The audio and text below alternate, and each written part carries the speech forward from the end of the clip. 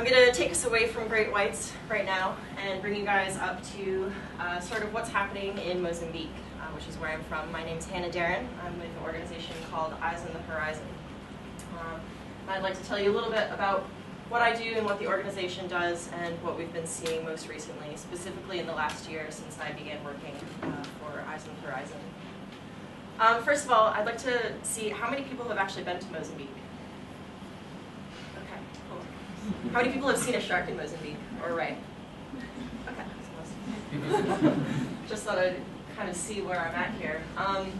Mozambique, next to our neighbors to South Africa, has quite a large population, and it's the 18th poorest country in the world.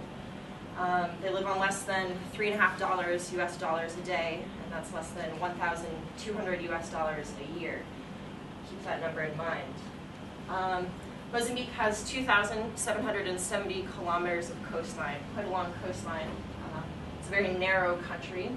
And the FAO suggests that 1 in 6 Mozambicans are either employed as fishermen or very strongly affected by the fishing industry. And then the country has 40% of its exports as fish protein. 90% of that is shrimp and prawns. So that's quite a heavy amount for the country and for their GDP. 8%, most of that coming from shrimp and prawns, comes from the sea. And then the people of the country eat about 45%, or their protein comes from fish. Coconuts as well, but mostly fish. There are 3 different types of fishing industries in Mozambique. We classify them as the industrial fisheries sector, the semi-industrial sector, and the artisanal sector. The industrial sector mostly comes from European companies that buy shares to the fishing rights. And they primarily go for the tuna and the shrimp. And then the semi-industrial, they're primarily around the Sofala Bank area. Those are the smaller fishing motorized vessels. And then we get to the artisanal sector. And that is actually the largest of these 3 industries. 83% of the people who I mentioned who are affected by fishing are within the artisanal fisheries sector. The boats are quite commonly, they look like this, sort of poorly painted, all of them less than 15 meters. Most of them fit in between 3 and 6 meters in length, so quite small, and they'll fit 2 to 4 people on boats that look like this. It's quite extraordinary, and it's a wonder. Actually, quite tragically, not many of them can swim either, so there's quite a high mortality, and this is a very dangerous job for them, but they do it because they get money and they get food as well. There are quite a few spear fishermen as well, and then people that go along beach seining is also quite popular in the artisanal sector. The artisanal fisheries are most broadly governed by the Ministry of Fisheries, and then within that there's the IDPPE, and that's sort of the artisanal governance sector. Within that, there are these things called CCPs, which are essentially co-ops. They're run and organized by a village leader, and then everybody buys their shares, buys their tickets to fish from these guys. So there is a pretty strict governance as to how people can fish in the artisanal sector. There's a fisheries research group, the IPPE. They actually do go out and take fish numbers, catch samples, these sorts of things, but their resources are very limited, and I've only seen, the year I've been here, I've only seen 2 people actually recording the fish catches in town I'm in. And then there's the School of Fisheries, which trains people up to become these researchers, become government officials, and help organize the country. So you can see there are some shortcomings here. Long coastline, right, 2,700 kilometers. There are only 2 enforcement patrol vessels for that entire length. One of them was actually an illegal fishing vessel turned patrol boat. And we actually recently got the funding to turn it into a super patrol boat. Very cool. So there certainly are limitations there. And then also, we believe that the recordings are very underreported. A study done by UBC Fisheries folks discovered that the FAO reports about 5.5 times lower than what they were actually finding in the country. So not much is being recorded, particularly of our charismatic, beautiful flora and fauna that we have. Turtles, mantas, whale sharks, the bow-mouth guitar shark. Mozambique gets a really, really diverse array of animals up there.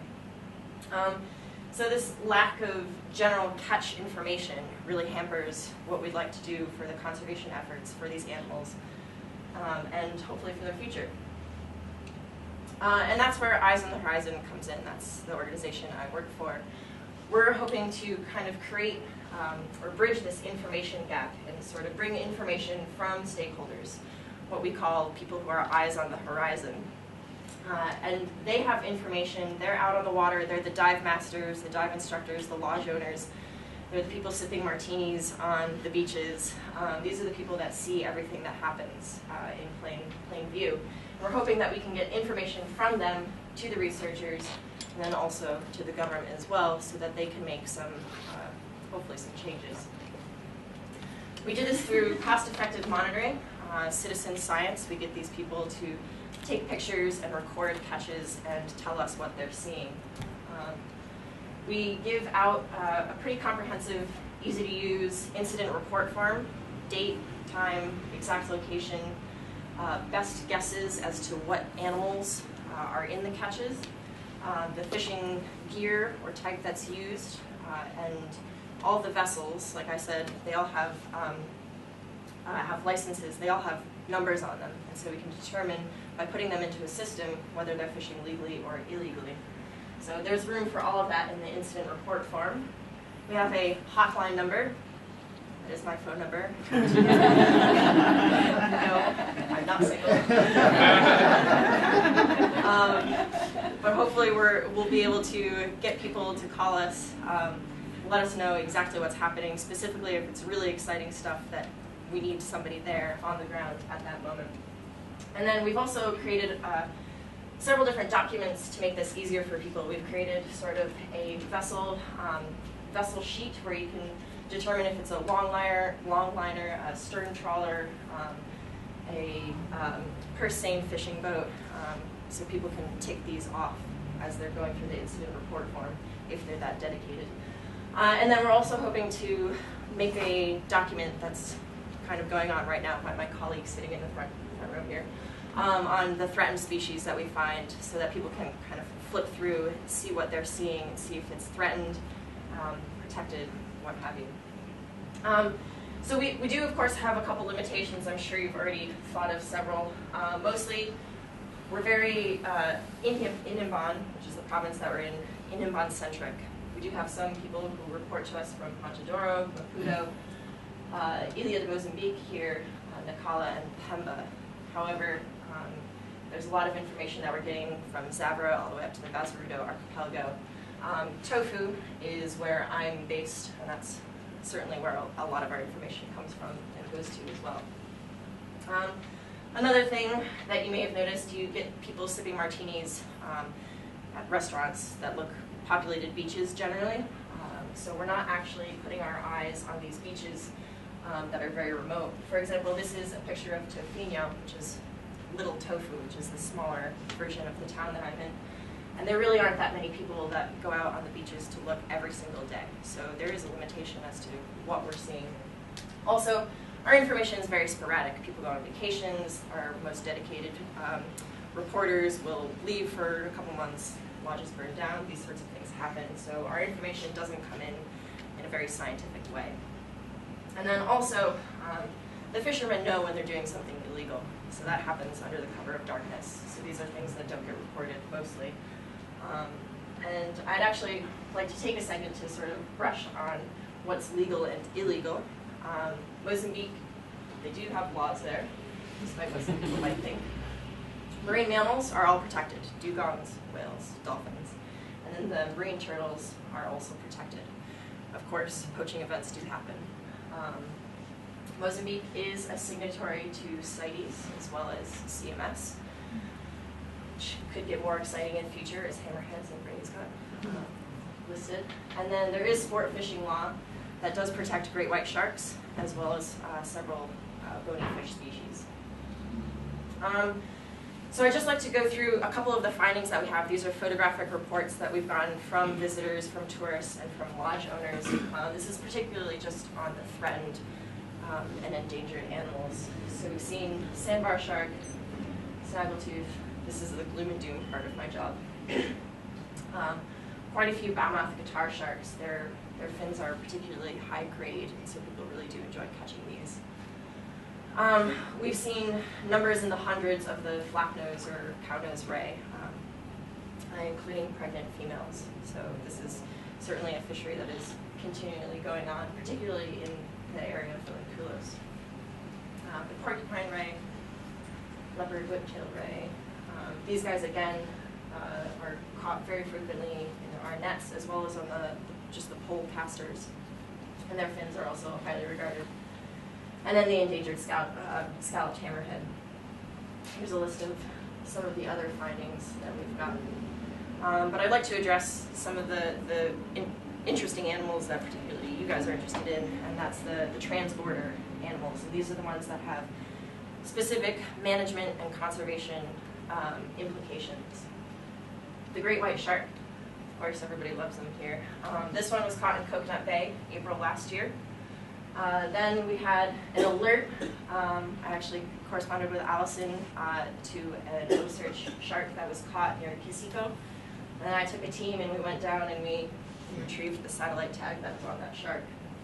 Most recently, January this year, we've had this large 3.5 meter female that was caught in Ginjata and fit as well. Whale sharks, also trans, or come between the countries. We've seen them caught. Bull sharks, as well as manta rays. So there are certainly implications, not just for Mozambique, but also for South Africa and the entire Indian Ocean, I'd assume. So we really want to know why as well, so we can kind of mitigate some of these problems. And we interview fishermen, and we ask questions to try and see where we can help the best. Going back in time, Mozambique had a civil war, and then in the last 40 years there was a great migration, essentially, of people who moved from north to south and then from inland to the coast because it was safer there. So you have this essential migration of people to the coastline, and that creates a very intense pressure of fishing that happens there, as well as a lack of knowledge. People who had previously been on the coast had this knowledge of stewardship for their animals, whereas now there are people who are just hungry and just trying to fish and just trying to make money. So there is this lack of traditional fishing methods.